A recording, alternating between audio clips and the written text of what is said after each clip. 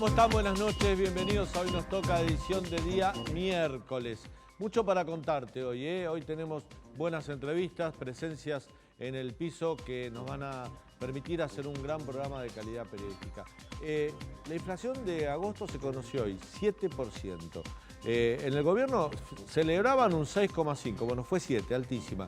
Recién me contaba Leandro Dario que ya la inflación del 2022 va a estar por encima de los 3 dígitos y ya si tomamos la interanual, agosto 2021, agosto 2022, estamos en el 112%. Es decir, la inflación ya está absolutamente desatada y el gobierno todavía no le encuentra la vuelta a un problema que lo único que hace es fabricar pobres y consumir nuestra capacidad de consumo y nuestro poder adquisitivo.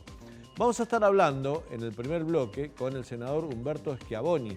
Con él vamos a charlar sobre algunos puntos que tienen que ver internos en el PRO, la situación de Cristina, cómo el gobierno está llevando adelante políticamente, no la investigación judicial del atentado a Cristina, y sobre un tema que en las últimas horas tomó vuelo, a ver si tiene posibilidades o no.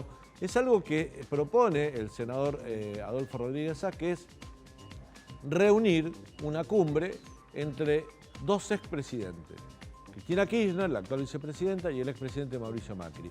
Esencial que se muestren juntos, esencial que se saquen una foto, que charlen, que hablen, que se muestren, que la posibilidad del diálogo político en la Argentina es constructivo. Esto lo quiere hacer un senador peronista, pero vamos a ver si es posible, porque por lo pronto no da la impresión. Yo creo que lo que le hace falta a la Argentina en estos momentos es que también la sociedad baje un cambio. O sea, es parte de todos nosotros. Yo sinceramente no creo que una foto entre Mauricio Macri y Cristina Kirchner puedan calmar los enfrentamientos enconados de la sociedad, por lo menos de los sectores más politizados de la sociedad. No creo que todo el mundo esté subido a una situación de acusarse y señalarse uno con el otro. Lo que sí es cierto es que tanto Cristina Kirchner como Mauricio Macri son representativos de los sectores más radicalizados de ambos lados, ¿no? Los sectores más anti-Macri, si se quieren, más anti-K, los son representados por uno y otro. Y es lógico que esto sea así, pero no estaría mal comenzar una suerte de diálogo, aunque sea protocolar, digamos, que no signifique compromisos de gobierno y que esas cosas sí se traten en el Congreso de la Nación, para bajar un poco los ánimos. Pero también hay que dar señales, ¿no? Qué sé yo, el gobierno debería dejar de señalar a los jueces, a los periodistas, debería dejar de señalar a miembros de la oposición como generadores del odio y como responsables de, por ejemplo, el atentado fallido contra Cristina Kirchner.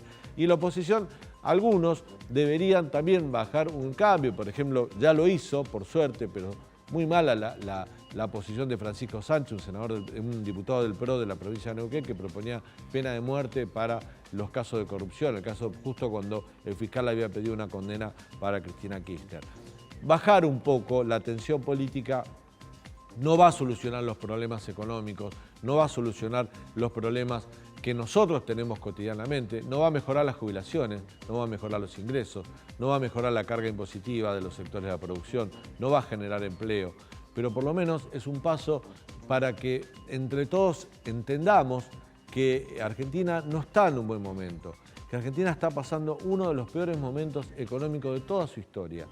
Seguramente porque hay una gran asistencia social de parte del Estado, esto no ha eclosionado, no tenemos conflictos sociales en las calles, los tenemos, pero muy focalizados, no generalizados, porque es lo que debería pasar en un país donde la mitad de su población es pobre. Es lo que debería pasar en su país donde en el conurbano, donde se reúne la mayor cantidad de habitantes, 6 de cada 10 argentinos son pobres. Es lo que podría pasar en un país donde más de la mitad de los chicos son pobres. Son situaciones de extrema gravedad. Y se necesita de la política. Quien debe resolver esto es la política. Quien debe resolver esto son los dirigentes políticos, sean del partido que sea, cuando les toca gobernar. Y si gobiernan mal, se cambiarán por otro. Y si gobiernan bien, se quedarán. Eso lo depende de la sociedad. Nadie va a conformar ningún gobierno al 100% de la población. Y es lógico que así sea. Pero también, cuando se gobierna, hay que respetar a las minorías, hay que respetar a los perdedores, hay que intentar de consensuar. Para eso está el Congreso de la Nación. Es la labor legislativa, reunirse todos allí a tratar proyectos de ley, normas, políticas que se conviertan en políticas de Estado para mejorar nuestra capacidad, como decía recién, adquisitiva, de conseguir trabajo, de mejorar. Perdimos esa posibilidad de tener algún tipo de ascendencia social, ¿no? Uno dice, esa movilidad social ascendente que tanto se pregona y que tan poco se consigue. Esa movilidad social ascendente que antes te daba la educación y que hoy dudás que te lo dé la educación. No es que no hay que estudiar siempre, pero los chicos desconfían que hasta una formación académica les pueda mejorar el futuro. Hace poco se conoció una encuesta que hizo el gobierno de la Ciudad de Buenos Aires, que 7 de cada 10 chicos que están en quinto año de secundario, su sueño es emigrar del país. 7 de cada 10 chicos de la Ciudad de Buenos Aires creen que lo mejor que les puede pasar para su futuro es tener la posibilidad de irse del país. Entonces, el problema es mucho más profundo de lo que creemos, que no lo va a solucionar una foto, pero que a lo mejor significaría el comienzo de algo. Quizás no estoy seguro, pero sí significaría que demostrar a todo el mundo, a los intendentes, a los gobernadores, a los diputados, a los que tienen cargos menores, que si los dos máximos líderes que dio la política nacional en los últimos 20 años, como son Cristina Kirchner y Mauricio Macri, puedan dialogar a pesar de las diferencias, sería una buena señal para entender que el diálogo es esencial en la vida política de todo país y sobre todo en la Argentina, que tanto necesita solucionar problemas. Y esto no le quita responsabilidad a los ejemplos que te daba antes, porque a veces se les pide una foto a los máximos líderes, pero después los demás lo único que hacen es señalar con el dedo, acusar injustificadamente y cargar con responsabilidades que el otro no tiene. Todo para sacarse la responsabilidad encima. O sea, que es una cadena de cosas. Reitero, una foto no soluciona todo. ¿Pero no te parece que sería un buen comienzo? Quizás sí, a lo mejor de alguna manera y de algún modo hay que empezar. Quédate con nosotros hasta las 22. Esto Hoy Nos Toca, aquí en el Canal de la Ciudad. El año pasado nos tocó una situación compleja que nos impidió contar con una ley de presupuesto. Por eso los convoco a debatir, a deliberar, pero siempre con la misma visión que reina en esta Cámara, con una visión constructiva. Nosotros tenemos un plan que estamos siguiendo paso a paso para recuperar no solo los aprendizajes, sino también el estado emocional de los chicos. Eso nos obliga a tomar medidas extraordinarias como esta de garantizar más días de clase, más horas efectivas de aprendizaje. Ninguno de los que estamos aquí estamos conformes con los niveles de inflación que ha mostrado nuestro país desde hace ya muchos años. ¿Está todo terminado? No, falta un montón. Tenemos que darle una pelea clara a la inflación que nos cuesta mucho combatir, porque gran parte de esa inflación es derivada del contexto mundial. I came out of it with the sense that we have a partner with whom we can work well. Ya dejó de ser un tema de loquito suelto que en algún momento determinado se quiso instalar, y ahora sabemos que hay una organización que tenía fines criminales. No se puede cambiar las reglas de juego electorales para la próxima elección. En todo caso, si hay algo que discutir, lo discutimos para el futuro, pero no para la próxima elección. Por eso en la Ciudad de Buenos Aires va a haber paso.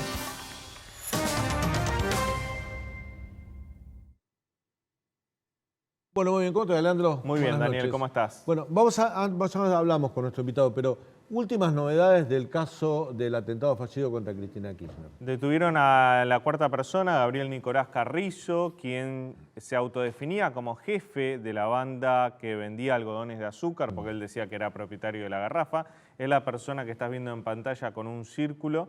Él se presentó horas después. La que está al lado es Brenda Uliarte. Sí, horas después del ataque de Sabán Montiel a la vicepresidenta, él y otros integrantes del grupo junto a Brenda Uliarte participaban en un móvil con Telefe Noticias en los cuales intentaron despegar de Sabán Montiel. Bueno, todavía hay secreto de sumario en la causa, dictado por la jueza Capuchetti, pero aparentemente hay indicios que lo vinculan al lugar de los hechos, a Juncal y Uruguay. No solo se sospecha que estuvo esa noche, sino también que estuvo días anteriores. Lo detuvieron en el tercer piso del Juzgado Federal de Comodoro Pi cuando él fue a retirar el teléfono, porque ahí le habían secuestrado el teléfono para ser peritado, y según fuentes judiciales, hay secreto sumario, pero las fuentes que dejaron trascender, es que lo detienen ahí por información que lo compromete que se encontró su propio teléfono. Claro, él había declarado el lunes 5 de septiembre como testigo Ahí fue cuando entrega el teléfono. Él también había posteado un estado en WhatsApp diciendo el próximo sos vos, Alberto. Después se disculpó en una entrevista en Canal 13. Después también, se disculpó. Pero bueno, la investigación sigue. Hoy también fue indagada Agustina Díaz, que es esta joven que se había mensajeado con Brenda Uliarte, a la cual, bueno, Brenda Uliarte le había anunciado el intento de ataque en varias ocasiones. Agustina Díaz intentó despegarse de Brenda diciendo yo hablé con ella, pero nunca me imaginé que fuera capaz de hacer algo así. Y bueno, la causa sigue. Ahora hay que ver qué abogado representa a Carrizo, si va a ser el mismo defensor oficial que está representando a Saba Montiel o si va a tener un abogado particular. Bueno, cosas que todavía falta averiguar, ¿no? Se trata de una banda de loquitos, lo digo con todo respeto, ¿no? Digo, se trata de una banda de arrebatadores que pensaron que podían cometer este magnicidio. Están cooptados, están manejados por alguien, hay alguien detrás de todo esto. Es todo muy raro porque tampoco se trata de personas que hayan tenido un perfil político militante, sino en los últimos meses. Anteriormente no se les encuentra ese perfil de militancia política. No tienen antecedentes, salvo creo que Saba Montiel una vez que la policía le encontró un cuchillo encima, pero no parecen ser miembros de una organización seria, ¿no? Digo, no, claro, sí. Por ahora no parece ser. Digo, a lo mejor hay algo detrás de todo esto, ¿no? Hay que ver si alguien más los instigó o los ayudó desde afuera, pero bueno, en principio son 4 personas las detenidas. Los 4 detenidos son Saba Montiel, que fue el que apretó el gatillo o intentó apretar el gatillo frente al rostro de Cristina Kirchner, su novia Brenda Uliarte, Agustina Díaz, la amiga de Brenda Uliarte, y hoy quedó Nicolás Carrizo detenido. Así es. Todos estos detenidos son por pruebas que se recogieron con los peritajes de los celulares y de redes sociales y de chips que dejaron afuera, que cambiaron. Digo, son tan aficionados que Agustina Díaz, por ejemplo, le sacó el chip a su teléfono, cambió el aparato para que no le encuentre, pero no se desprendió ni del aparato ni del chip. Cuando la policía le allanó la casa, encontró su teléfono nuevo, pero además encontró el teléfono viejo y el chip. Y tampoco lo hizo Brenda Uliarte, claro, cuyo teléfono celular, dicen los investigadores, que es la llave que está descubriendo todo este entramado de relaciones de los integrantes, ¿no? Bueno, como hay secreto de sumario, posiblemente en las próximas horas quizás haya alguna detención más, porque cuando la jueza decide cerrar el acceso a la información, salvo para los que están involucrados, Cristina Kirchner ahora se pidió ser querellante en la causa, no se puede conocer información, es porque la justicia está pensando en tomar pasos hacia adelante bastante importantes. Y la idea es que, por supuesto, por quien vayan no se entere con anterioridad. Bueno, estas son las últimas novedades del ataque a Cristina Kirchner. Ahora sí, les damos la bienvenida a nuestro invitado este miércoles a la noche. Lo presentamos de la siguiente manera. Se trata de Humberto Schiavoni, nació en Posada, Misiones, senador nacional por Juntos por el Cambio, jefe del bloque del PRO, y además es abogado. Senador, buenas noches, bienvenido. Eso último no sé si suma, digamos. ¿Que sea abogado? Bueno, sí. Sea, ¿qué hace? ¿Penalista? ¿Cuál es su especialidad? No. Siempre trabajé en el sector público. ¿No? Sector público.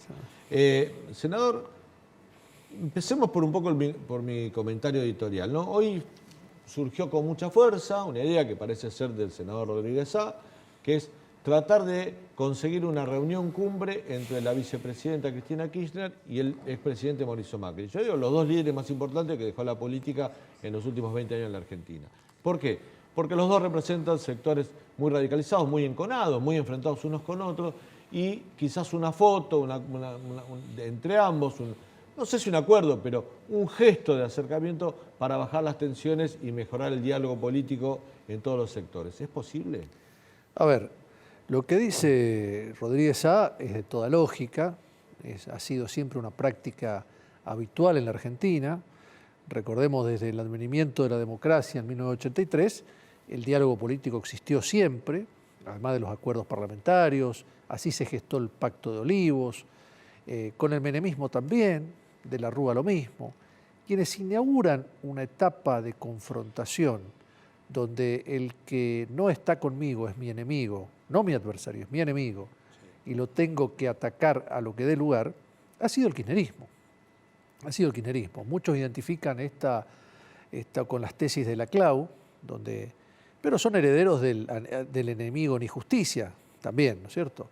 Yo creo que lo que dice Adolfo, y lo conozco desde hace muchos años y sé que es un hombre de convocación de diálogo y de consenso, es un republicano, es de toda lógica. Ahora, nosotros no somos quienes tenemos la llave para impulsar el diálogo. El diálogo se impulsa desde quien gobierna, con una propuesta concreta.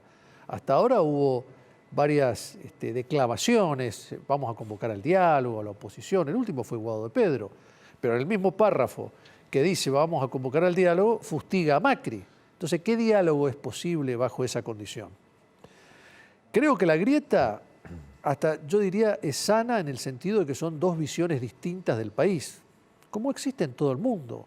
Lo que no es sano es la forma de dialogar entre los políticos, que es esta irreductibilidad, esta agresión, que insisto, la inauguró el kirchnerismo en el año 2003. Esto no pasaba en la política argentina. Senador, tras el intento de atentado contra Cristina, el expresidente Mauricio Macri difundió un mensaje por redes sociales muy correcto, pero ¿no hubiera sido positivo también una foto de Macri con Cristina teniendo en cuenta la gravedad institucional de lo que había pasado en ese momento?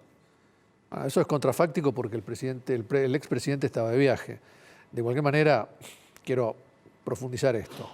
Apenas se conoció el atentado, nosotros salíamos de una sesión en el Senado. Sí. Todos volvimos al recinto, redactamos de común acuerdo con el Frente de Todos un documento repudiando el hecho, pidiendo el esclarecimiento ante la justicia y solidarizándonos con la vicepresidenta y su familia. Fue una foto de unidad en un momento que era muy conmocionante. Ahora, ¿qué hizo el oficialismo? A las 40 minutos de esta actitud, de este gesto que el propio Mayans lo reconoció, el presidente en cadena nacional empezó a culpar a sectores de la oposición, es decir, nosotros, a los medios de comunicación, parte les toca a ustedes, y a la justicia, de haber generado un clima de odio que justificó instigó este atentado. Bueno, de esa manera se perdió una oportunidad histórica de convocar a la unidad nacional, de bajar un cambio, de buscar diálogos, consenso, y esto partió desde el propio presidente de la Nación. Después vino la concentración que hicieron en Plaza de Mayo, donde profundizaron aún más esta posición radicalizada. La verdad es muy contradictorio convocar al diálogo y salir con estas posiciones. Una aclaración, hablan de la justicia macrista, porque lo dijeron en la Cámara de Diputados, lo dijeron en la Plaza de Mayo. ¿Usted sabe quién designó al fiscal Luciani? Cristina. Cristina, con la firma de ella y del entonces ministro de Justicia, Julio Lac. ¿Sabe cuándo se aprobó el pliego fiscal Luciani? El 30 de julio de 2013. ¿Sabe cuántos senadores tenía el PRO en ese momento? 0. Recién a finales de ese año ingresaron a la Cámara Alta Gabriela Michetti, Diego Santilli y Alfredo De Angeli. Y ese es el fiscal macrista.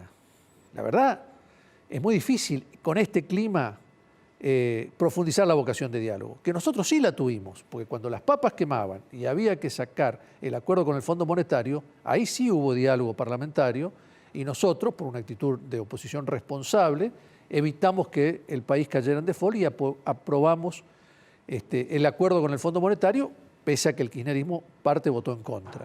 Entonces, volviendo al inicio de su pregunta, quien tiene la responsabilidad de convocar al diálogo es el presidente, sobre alguna base que se puede previamente consensuar e integrando a todos los sectores, de manera franca, constructiva y sacándonos de encima esta metodología de agresión, de que el que no es mi amigo es mi enemigo y lo tengo que destruir. Bueno, como dije, y no me canso de reiterar, eso lo inauguró el kirchnerismo en la política argentina.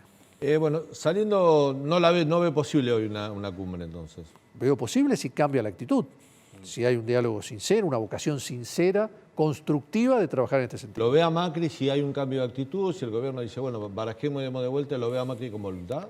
Bueno, ahí quiero desmitificar otro tema. Dice, no, si Macri tiene la misma responsabilidad que Cristina o que el kirchnerismo en este caso. Eso no es cierto. Macri gobernó 4 años con la Cámara de Diputados en minoría, con el Senado en minoría, Juntos por el Cambio manejaba 5 distritos de los 24 que componen el país. Y sin embargo hemos sacado leyes fundamentales en acuerdo con los gobernadores, con distintos sectores. A mí me tocó estar en el Senado, donde éramos 13 senadores de Juntos por el Cambio en el 2017. Y sin embargo se aprobaron leyes fundamentales, porque había diálogo, porque había consenso. Con el masismo había diálogo, con el Frente Con Renovador. todos los sectores había diálogo, con todos los sectores. ¿Con el kirchnerismo también? Con el kirchnerismo, lo que pasa es que en ese momento el kirchnerismo era muy minoritario dentro del bloque peronista, o digamos, u opositor. El jefe de bloque en el Senado era Miguel Pichetto. Miguel Pichetto, que después fue compañero de fórmula de Mauricio Macri, para que veamos el nivel de diálogo que había. Y si usted repasa las votaciones, hablo de lo que me compete en el Senado, de muchísimos de los miembros que hoy están en el kirchnerismo, en el Frente de Todos, va a ver que votaron leyes consensuadas con el gobierno de Macri. La última importante fue, el consenso fiscal, que tenía una baja progresiva de impuestos distorsivos como los ingresos brutos. Claro. El tema de la reforma previsional de las 14 toneladas de piedra fue votado por muchos de los senadores y diputados que hoy están en una posición irreductible, porque había diálogo, porque había búsqueda de consenso. Entonces, no somos la misma cosa con respecto al diálogo. No son dos polos enfrentados de manera irreductible, bajo ningún punto de vista. Senador, hablando de internas, ¿no? En el PRO está picante la interna, ¿no? Digamos, hoy estábamos leyendo un nombre muy medido, siempre lo fue, como es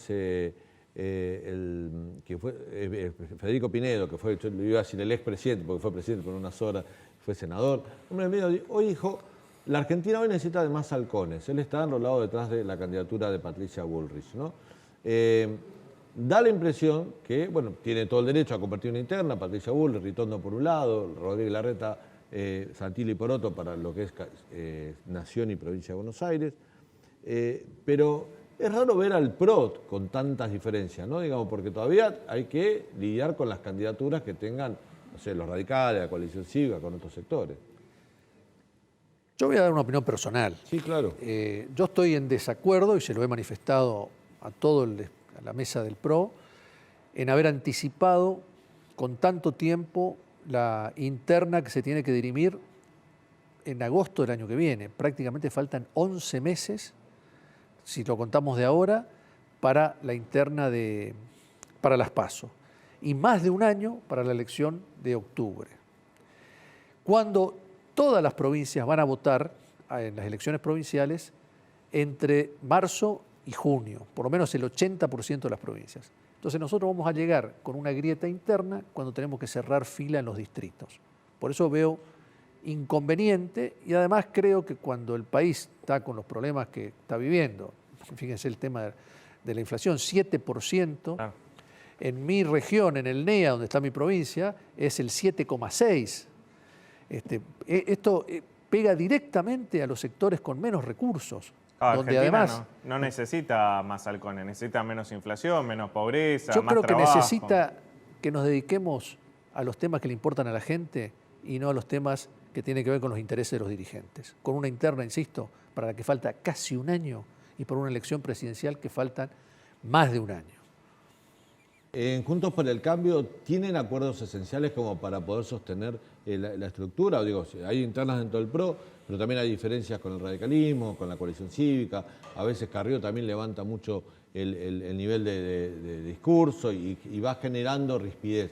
¿Todo eso se puede canalizar? Yo tengo una duda, ¿no?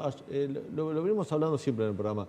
A lo mejor Juntos, yo sé que no es el peronismo, que es verticalista, que tiene un líder y todos se encolumnan así, tiene otra costumbre, otra forma de hacer política, pero quizás le haría falta unificar todos los criterios detrás de un líder, ¿no? A lo mejor para fortalecer una posición, para que la gente identifique si esta coalición gana, el jefe va a ser esta persona, y esta persona piensa así. No coincido con eso. ¿Por qué no coincido, Daniel? Porque creo que acá no se trata de que el peronismo tiene una cultura diferente de Juntos por el Cambio. Lo acabo de decir, pero yo sé que es otra cultura. No, yo creo que no es otra cultura. Yo creo que cuando uno está en el poder es mucho más fácil bajar verticalmente. El poder lo ordena, eso lo ordena. Fíjese que cuando el peronismo no estuvo en el poder, se produjo la interna Menem-Cafiero, porque no estaba en el poder, y ahí no había verticalismo que valiera. Entonces, yo creo que a nosotros nos pasó lo mismo. En el 2017, 2019, se ordenaba desde el Poder Ejecutivo las listas, la oferta electoral de Juntos por el Cambio. Ahora estamos, mutatis mutandi, en la misma situación que el peronismo en el año 89. Vamos a tener que dirimir con un sistema que, coincido con Horacio, no hay que tocar, que es la PASO, un sistema institucionalizado para dirimir las candidaturas. Lo vamos a hacer en agosto del año que viene. Y está bien que exista multiplicidad de ofertas. Yo creo que la unidad de Juntos por el Cambio hoy está fuera de toda duda. Estuvo en duda, en todo caso, cuando perdimos las elecciones presidenciales. Pero mire todo lo que hemos atravesado, fortaleciendo la unidad, fortaleciendo nuestra propuesta como alternativa de cambio. Ganamos las elecciones de medio término y ahora estamos muy competitivos para la que viene. Entonces hoy no hay, si quiere poner un término económico, no hay incentivos para romper la coalición, todo lo contrario. Senador, en las próximas horas el ministro Massa enviará al Congreso el presupuesto 2023, justo un presupuesto para un año electoral, ¿no es cierto? En este año el presupuesto fue rechazado en el Congreso, no tuvimos presupuesto. Todavía no se conocen los números de lo que va a ser el presupuesto 2023. Se está hablando, sin embargo, de que contemplaría cumplir con las metas acordadas con el Fondo Monetario Internacional. Por ejemplo, un déficit fiscal del 1,9%. ¿Cuál va a ser la posición en el Senado de la oposición? Bueno, el presupuesto entra por diputados. Sí. O sea que nosotros recibimos ya la media sanción. O no recibimos nada como pasó el año pasado. Exacto. Tenemos que ver los números, porque si vamos a hacer un presupuesto realista, ya lamentablemente digo, los números están dando que vamos encaminados a un 100% de inflación. Y si el presupuesto tiene una cosmética de un 50%, ya partimos mal con un dato fundamental del presupuesto. Sería lo lógico adecuar, o mejor dicho, subordinar el presupuesto al cumplimiento de las pautas con el fondo, que son además es una ley. El año pasado no había acuerdo con el fondo cuando se presentó el presupuesto y este año sí. No, exactamente. O sea que tenemos que ver qué presupuesto viene. No podemos adelantar hasta que tengamos en nuestras manos. ¿Qué validez jurídica tiene un presupuesto si después termina siendo un dibujo? Si lo van a correr, si después el jefe de gabinete puede correr partida acá, ponerla allá, sacar acá, no gastar, subejecutar. ¿Qué validez tiene un presupuesto? ¿Cuál es el sentido tiene de presentar un presupuesto, un ejercicio para que el Estado pueda funcionar en un año, si después se le mete mano y termina haciendo cualquier cosa? De hecho, se proyectan inflaciones que están 3 veces abajo de la real. Bueno, primero que esa discrecionalidad que usted menciona tiene límites. Hay porcentajes con que el jefe de gabinete puede mover partidas. Segundo, se trata de un presupuesto, es decir, es algo que uno presupone que se va a cumplir. Lo tiene que hacer de la manera más objetiva y realista posible, porque no deja de ser la hoja de ruta con la que se tiene que ordenar la economía del país. Yo fui ministro provincial y nosotros tomábamos los parámetros de inflación nacional del presupuesto nacional. O sea que también ordena mucho la actividad de las provincias. Lo deseable es que sea lo más realista posible, lo más consistente posible. Ahora, también la realidad es la realidad. Se trata de un presupuesto, insisto, que debe ser lo más realista posible, pero no necesariamente se puede cumplir, más allá de la voluntad o no. La última, Humberto, y tiene que ver con la Argentina que viene en los próximos meses. Hay un atentado fallido, por suerte, contra la vicepresidenta, el gobierno que señala, que acusa. Por otro lado, dice hay que recuperar la convivencia democrática. En la oposición hay ruidos internos, usted dice que son prematuros, coincido con usted, no deberían ser así. ¿Qué Argentina nos espera en los próximos meses? Porque ¿qué hay que esperar que llegue el Mundial para que dejemos de hablar de política y después para que lleguen las vacaciones, para llegar a las PASO y en el medio todos los problemas siguen sin solucionarse? No creo que el Mundial cambie demasiado, aún si ganamos. No creo que cambie, creo que eso no es lícito hablar de eso. Creo que sí, que el gobierno... Perdón, en el gobierno lo dicen, En el gobierno dicen, hay que llegar al Mundial para que la gente se olvide un poco de la política. No, la gente no se va a olvidar cuando vea que el salario no le alcanza a fin de mes, cuando vea que sus alimentos, que lamentablemente digo porque es la mayor porción del sueldo de un sectores bajos va destinada a alimentos, sigue subiendo, cuando empiece a ver que las tarifas le suben. Lamentablemente la gente, por más que se pueda distraer un ratito frente a la televisión 90 minutos, la realidad está golpeando muy duramente a sus puertas, o sea que eso no es realista. Yo creo que el gobierno nos está debiendo un plan integral mucho más consistente para atacar todas las variables macroeconómicas que determinan fundamentalmente, e insisto con esto, esta inflación que es lacerante para los sectores de más bajos recursos. Fíjese que el ministro Massa habla de todos los temas, pero no habla de la inflación, de medidas concretas para atacar la inflación. Yo creo que esa es la gran deuda con la que todavía arrastra Massa después de un mes y algo de haber asumido, y tenemos que esperar a ver si hay pautas en este presupuesto de correcciones macroeconómicas que permitan que los precios empiecen a ordenarse. Senador, gracias por su visita. Gracias a ustedes. Un gusto tenerlo en el programa. Vamos a ir a un breve corte. Cuando volvamos vamos a estar hablando de inflación, ¿no, Leandro? Así es. Sí, tenemos un economista en el piso para analizar este 7% de agosto, que es altísimo, la segunda inflación más alta del año, y lo que se viene, porque septiembre también viene complicado y te vamos a explicar por qué. Ya volvemos.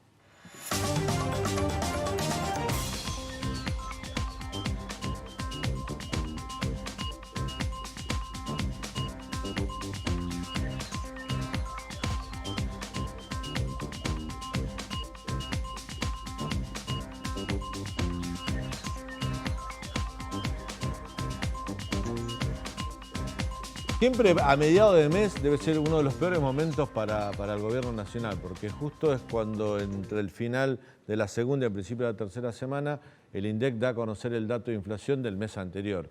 Y yo lo decía cuando comenzaba el programa, en el gobierno decía, bueno, si da 6, 6,2, podemos mostrar una mejora. Al final terminó siendo el 7%, Leandro. 7% la inflación según el INDEC en agosto. Viste que Massa se quedó un montón de días en Estados Unidos, parecía que no quería volver para no tener que enfrentar este número, que es un número muy alto. Las consultoras privadas estimaban entre un 6,5 y un 7, finalmente fue el 7, lo máximo de las estimaciones previas. Es un número muy alto, pero lo más preocupante es que se está acelerando el interanual. La inflación interanual de los últimos 12 meses ya acumula un 78,5% y es la más alta desde diciembre de 1991, cuando marcó un 84%. Te preparamos unas placas que te quería mostrar haciendo énfasis en el rubro que más aumentó, no solo este mes, sino en los últimos 12 meses. La inflación en agosto, como te decía, 7%. El rubro que más aumentó fue prendas de vestir y calzado con una suba... Como venía ocurriendo, ¿no? Sí. Como viene ocurriendo todos los meses, con una suba del 9,9% en agosto. Vamos a ver los últimos 12 meses, que es la interanual, que es lo que yo te decía, se está acelerando. Un 78,5% de agosto del año pasado a agosto de 2022. Y justamente prendas de vestir y calzado a nivel nacional tuvo un 109% de aumento. Es decir, ya ese rubro llegó a los 3 dígitos, está más de 30 puntos porcentuales por encima del promedio y es un aumento muy grande, digamos. En agosto de 2021 a agosto de 2022, 109% para vestirse, o sea, rubro textil, es un aumento considerable que supera a todos los demás rubros. Con la inflación de hasta julio, las consultoras que asesoran al Banco Central le habían pronosticado 95% de inflación promedio, pero las 10 que más aciertan habían hecho 99,5%, prácticamente 100%. Sí. Con este 7% me imagino que en la próxima interconsulta ya van a asegurar que la inflación 2022 va a ser de 3 dígitos, ¿no? Seguro. Vas a pasar el 100% mensual y aparte ten en cuenta que en septiembre tenés varias subas. Tenés subas de taxis, subas de subte, subas de expensas, de colegios privados en la provincia de Buenos Aires. Todavía no se sabe si se va a aplicar en la factura o no la suba de gas y de electricidad. Pero bueno, tenés un septiembre cargadito y un fin de año también muy movido, con lo cual seguramente vas a pasar el 100% anual. Bueno, un economista de invitado, lo presentamos de la siguiente manera. Se trata de Matías Zurt, nacional de Ríos, es economista, director de la consultora económica INVEC, profesor de macroeconomía de la UBA y LUCEMA. Matías, bienvenido. Buenas noches, gracias por la invitación. ¿Cómo estás? Muy bien. Bueno, Leandro dio un panorama bastante nefasto, ¿coincidís? Sí, absolutamente. Recién hablaban un poco de las proyecciones para fin de año o inicios del año que viene. Dado la inflación que ya tenemos acumulada hasta hoy, de este 78,5, si la inflación bajara mensualmente a un escalón de 6,5, ya quedamos arriba del 100%, 103, 104% para diciembre. Para evitar esos 3 dígitos, que en términos económicos de la realidad, no va a cambiar mucho, no hay mucha diferencia. 98, 102. Exactamente, por ahí tiene un poco más de significado simbólico para el gobierno. Para evitar eso, deberíamos tener en el último cuatrimestre, los últimos 4 datos, una inflación del 6%.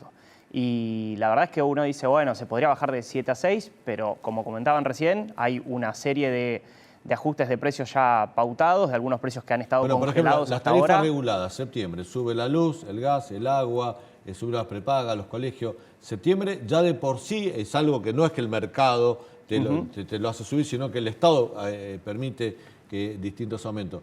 Eso hace prever que septiembre va a estar alto todavía. Bueno, ¿no? y a eso se le suma un ritmo de devaluación que también se viene acelerando, o sea, el dólar oficial por parte del Banco Central viene avanzando a una velocidad cada vez más rápida, o sea que eso le pone una inercia inflacionaria como mínimo a todo lo que es importado y entra por el canal y por la vía oficial de importaciones.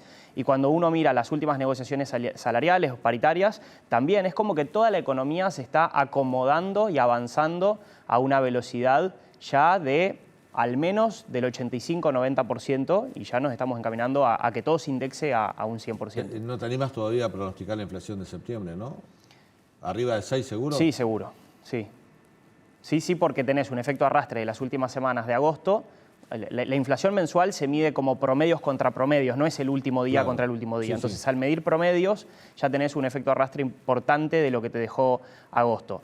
Sumado, como decían recién, a la serie de precios regulados que ya sabemos que van a aumentar, más el crawling peg acelerado que está haciendo el Banco Central con el tipo de cambio oficial y las cláusulas de revisión y los aumentos salariales, seguro que va a estar arriba del 6%.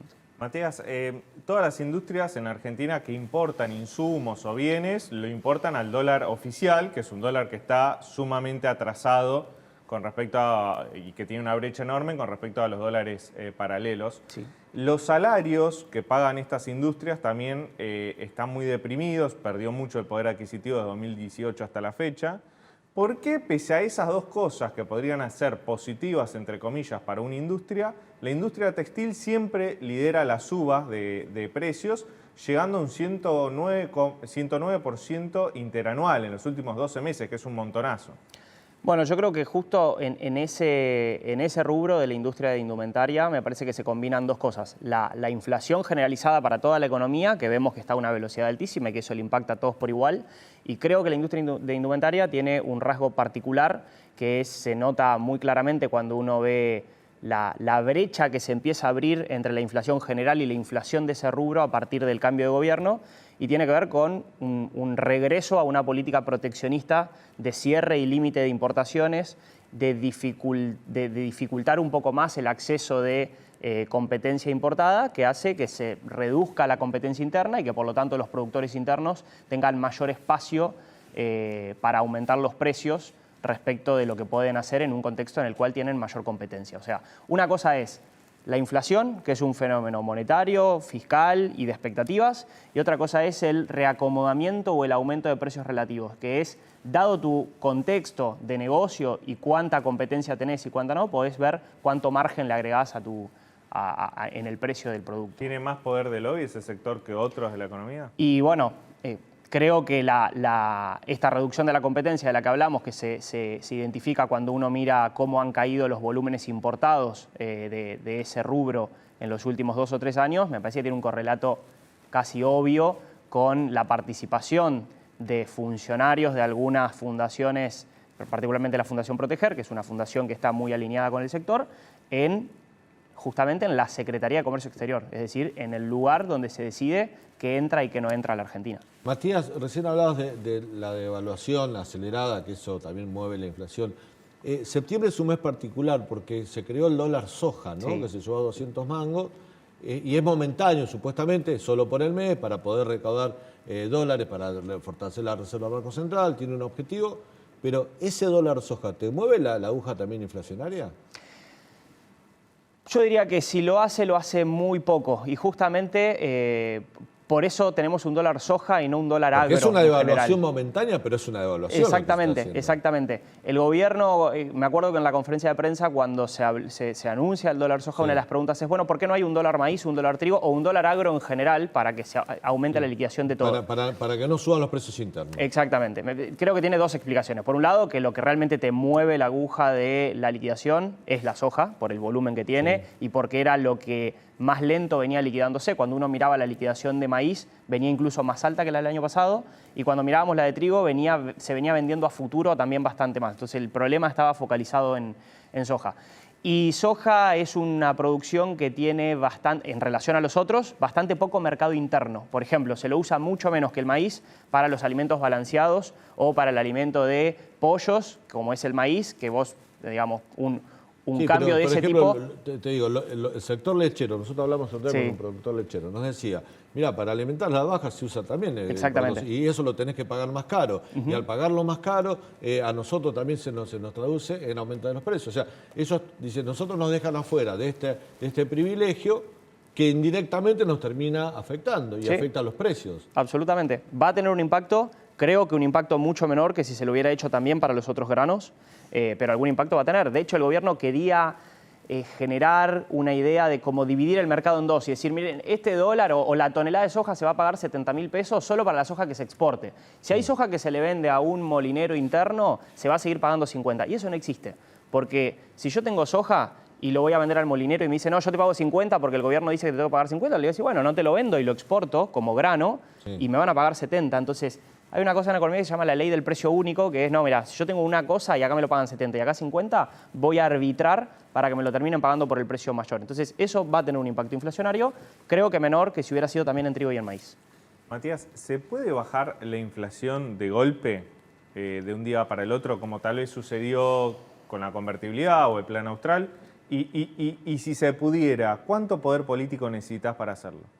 Yo creo que no. Que en este nivel inflacionario en el que estamos, en economía tenemos como tres tipos de inflaciones diferentes. Las inflaciones bajas, que podríamos llamar las inflaciones del 25-30% o menos, son relativamente fáciles de solucionar si las querés solucionar. Y las otras inflaciones, en el medio tenemos como un gran bache, que es mucho más complicado, que ahora voy a hablar, y después la situación de la convertibilidad es cómo puedo bajar rápido una inflación muy alta, que ya es hiperinflación. Claro. Aunque parezca paradójico, es más fácil bajar rápido una inflación baja y una hiperinflación que una inflación alta, que es lo que está en el medio. Cuando tenemos una inflación entre 40, 50 y ponerle el número que quieras, no sé, 300, para marcar ahí un límite. ¿Por qué? Por los mecanismos indexatorios que va generando la sociedad cuando tenés ese tipo de inflación. Cuando vos tenés hiperinflación, los contratos directamente se rompen, no existen los contratos de alquiler indexados a 6 meses, ni las paritarias, todo se negocia casi en el día a día o semana a semana. Entonces, y generalmente todos los precios empiezan a seguir a un único precio que es el precio del dólar. Entonces, cuando vos lográs estabilizar el precio más importante que tiene la economía en esa situación, que es la del dólar, que es lo que hizo la convertibilidad, es como que todos esos precios que venían siguiendo a un dólar que estaba desbocado, cuando ven que el dólar para, todo para junto. En una inflación moderada o alta, como tenemos ahora el 100%, tenemos contratos de alquiler indexados, contratos de salarios indexados, contratos con proveedores indexados, contratos de obra pública indexados. Tenemos un montón de cosas que se ajustan mes a mes por la inflación pasada. Eso es lo que se llama inercia inflacionaria. Cuando hay inercia inflacionaria internacional, o sea, analizando la historia internacional de otros países, son inflaciones que llevan más tiempo bajarla. Toda Latinoamérica, para bajar inflaciones de esos rangos, les ha llevado 5, 6, 8 o 10 años. Bueno, nosotros tenemos una experiencia, salimos de la hiperinflación con la convertibilidad, o sea, atar el tipo de cambio al dólar. Hace poco se habló mucho de la posible dolarización de la economía, directamente dolarizar para terminar con la inflación. Pero días atrás no tuvo mucha repercusión, vos que seguís la agenda económica, el diputado Martín Tetaz, que es economista, sugirió, dijo, para terminar con la inflación, atar el tipo de cambio a otra moneda, ¿no? Sí, habló del real. Del real. Sí. Digamos, hacer una convertibilidad, pero no con el dólar, sino con el real, nuestro principal socio comercial, que es Brasil. ¿Lo ves viable? ¿Te parece una buena idea? ¿Te parece debatible? Sí, me parece debatible, me parece bastante más debatible que la dolarización. La dolarización yo sí creo que no sería algo positivo. Me parece que es un nivel de una reforma muy costosa en el largo plazo y que los países que lo han implementado, si bien han tenido estabilidad económica, les han surgido otros problemas. Ecuador y otros países de Centroamérica. Pero la idea de pensar te da? A ver, explicarnos así gráficamente qué beneficios te da atar el tipo de cambio al real. Bueno, como vos bien decías, sería una dolarización, sería una convertibilidad, pero no al dólar, sino a otra moneda. Me parece a mí que, claro, me parece a mí que es una especie de convertibilidad, pero a una moneda que, si bien es cierto que es importante porque es nuestro principal socio, pero es una moneda estable también, ¿no? Sí, pero más o menos, o sea, no es tan estable como el dólar. No, entonces yo digo, si nos vamos a atar una moneda para bajar rápido la inflación, habría como dos extremos, o vamos al dólar, que es la moneda más estable del mundo, o lo que se planteó en su momento, me acuerdo también, cuando se quería salir de la convertibilidad, atarnos a una serie de monedas. Canasta de monedas. A una canasta de monedas. En 2001, porque si vos te atás a una sola moneda, por más que, digamos, el real anda mucho mejor que el peso y que otras monedas de la región, los vaivenes de una sola moneda te pueden complicar. En cambio, si en un momento el real se está devaluando, pero el euro se está apreciando y el yuan de China está... Creo que eso te puede dar una estabilidad mucho mayor. Yo iría más por una combinación de monedas y no elegir una sola, porque además Brasil está pasando por alguna situación política bastante complicada. Entonces, yo hoy no me arriesgaría a decir qué puede pasar con el real de acá a 5 años o a 10 años. En definitiva, cualquier tipo de convertibilidad hacia un dólar, que es una moneda, a un euro, vamos a poner monedas fuertes y firmes y confiables, o a una de las monedas más fuertes, no tan confiables como es el real, en definitiva, políticamente significa trasladarle la responsabilidad a otro, porque nosotros somos incapaces de sostener los compromisos o el ajuste o el gasto o lo que signifique que necesitemos hacer para bajar la inflación. Bueno, creo que ahí pones el foco de la discusión. Es cierto, digamos, hay un consenso y es un consenso que es positivo porque hasta hace unos años creo que se lo discutía bastante y hoy ya no, que la inflación es un fenómeno monetario, o sea que en el fondo la emisión monetaria es el combustible final de la inflación. Ahora, en Argentina particularmente, la emisión monetaria es a su vez hija de otro problema, que es el déficit fiscal. O sea, en Argentina no se emite dinero para aumentar el crédito del sistema financiero, por ejemplo. O sí, pero muy parcialmente, digamos. La gran canilla que hace que permanentemente estemos emitiendo es el déficit fiscal. Es un Estado que no puede financiarse por sí mismo y que el mercado no lo quiere financiar más allá de 2 años o 3 años porque somos el país con más default de la historia, con muchas reestructuraciones de deuda y con un déficit que nunca parece ser transitorio, sino que es permanente. Entonces, cuando te quedas sin financiamiento, el único financiamiento es el déficit fiscal. Entonces, me parece a mí que estas ideas, como vos planteabas recién, o el real o la canasta o demás, son ideas que está bueno debatirlas, pero la idea principal que tiene que debatir la Argentina es cómo hace que su Estado sea sostenible con lo que recauda. Hasta que no solucionemos la solvencia fiscal, y cuando digo solvencia fiscal no digo que hagamos un ajuste de un año o que aumenta la inflación de 100 a 150, licuamos las jubilaciones y entonces el déficit baja a 1 punto o medio punto. Es hacer una serie de reformas estructurales en el funcionamiento del Estado y en el gasto público para poder demostrar que vamos a poder estar 5 años, 10 años con equilibrio fiscal o incluso con superávit, porque hoy Argentina tiene un nivel de endeudamiento que para el resto del mundo es bajo, pero que para la historia argentina es alto, porque no tenemos una buena historia crediticia. Entonces me parece que ya ni siquiera nos alcanza con tener un equilibrio fiscal, sino que necesitaríamos un superávit fiscal para con ese superávit poder ir cancelando deuda hasta el momento en el que el mercado se nos vuelva a reabrir. Bueno, hay que fundar otro país, Matías. Y básicamente. Por si acuerdan nuestra historia. Gracias. Gracias a ustedes. Gracias por tu visita. Breve corte, ya volvemos con las últimas noticias del día.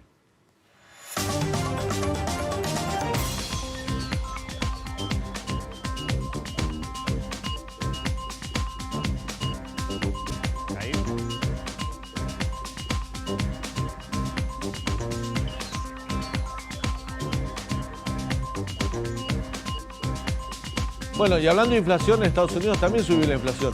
No tanto como dijo el presidente Alberto Fernández, que en una entrevista esta mañana dijo que en Estados Unidos había subido un 900% la inflación lo cual es no sé, un error matemático, un cálculo, se le rompió el Excel al presidente. Sí, se le rompió la Matrix, te diría. Claro. Estados Unidos históricamente siempre tiene 2% de inflación. Bueno, la inflación interanual, es decir, en los últimos 12 meses, es del 8,3%. Este es un brote inflacionario que está teniendo desde el año pasado. ¿Qué significa 8,3%? Bueno, significa que la Reserva Federal de Estados Unidos, que es el Banco Central de Estados Unidos, va a seguir subiendo las tasas de interés en la próxima reunión. ¿Y esto qué significa? Esto significa que encarece el valor del dinero, es decir, el dólar se va a terminar apreciando con respecto a otras monedas, entre ellas con respecto al peso argentino.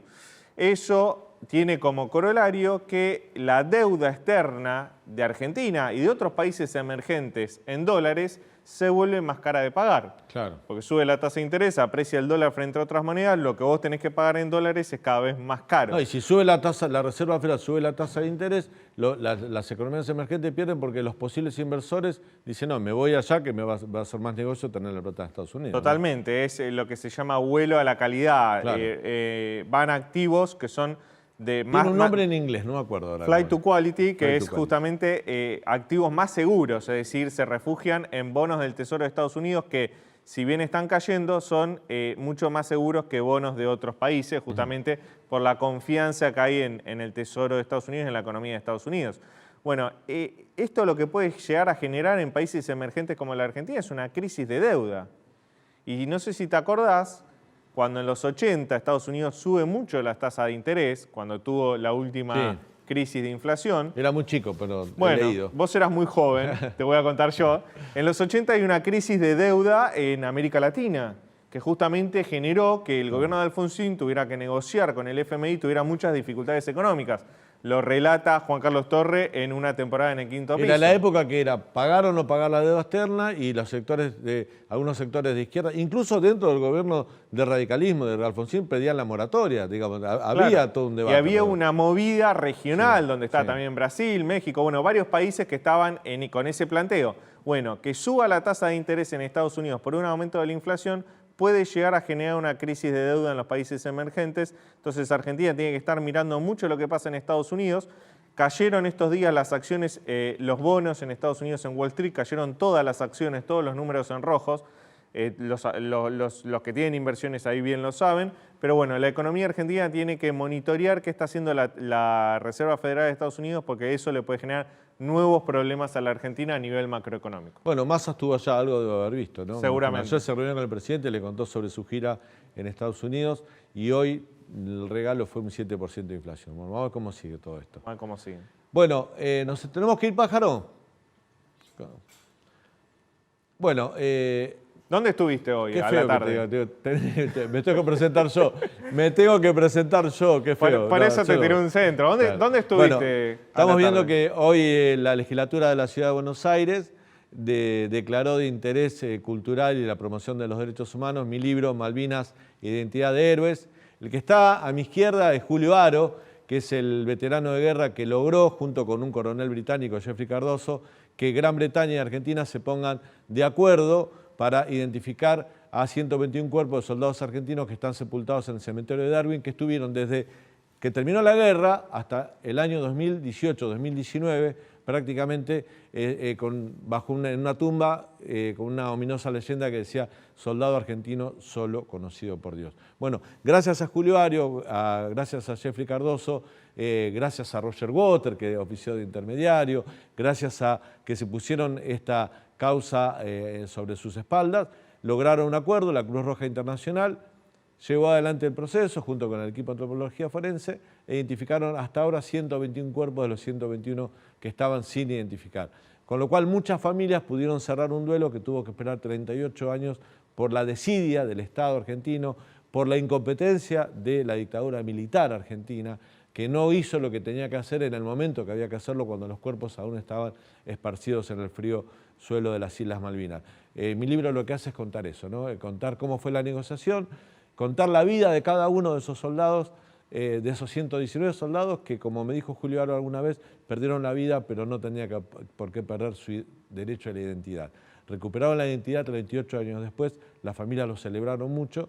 Bueno, mi libro se trata de eso. No es un libro malvinero, es un libro que habla de los derechos humanos que perdieron nuestros soldados que murieron en las Islas Malvinas. Bueno, y agradezco mucho a la legislatura de la Ciudad de Buenos Aires que, bueno, hoy me dio esta mención honorífica por declarar el libro. En realidad la mención es para el libro, no para mí, pero bueno, uno lo escribió y lo tengo que recibir. Está muy bien, están todas las cadenas en las grandes librerías, Están ¿no? todas las cadenas, gracias. Así que gracias a la legislatura, en serio, pasé un buen momento, un lindo acto con amigos, familiares.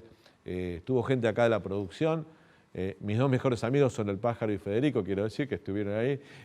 Vos estuviste trabajando. Federico no es el vos estás castigado. Federico es el fan de Santa, así que siempre te persigue. Gracias a todos. Nos vemos mañana a 9 de la noche aquí en el canal de la Ciudad para contarte todo lo que sucede en Argentina y en el mundo. Gracias por habernos acompañado. Hasta mañana.